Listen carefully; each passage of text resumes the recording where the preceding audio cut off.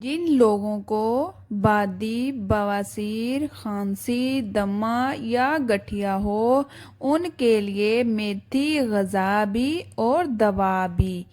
جن لوگوں کو نزلہ زکام کی شکایت رہتی ہو وہ ہلکی آنچ پر میتھی 2-4 ہری مرچوں کے ساتھ پکا کر کھائے تو انشاءاللہ بہت فائدہ ہوگا۔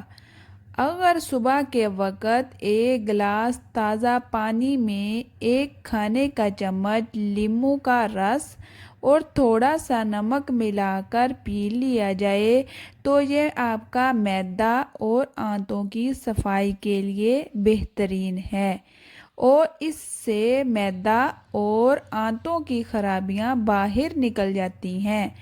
جن لوگوں کی آنتوں میں کیڑے پڑ جاتے ہیں ان کے لیے لیموں کا رس اکسیر ہے اور جسم میں خون کی کمی سے رنگ بھی پیلا پڑ جانے سے کام کرنے کی صلاحیت کم پڑ جاتی ہے۔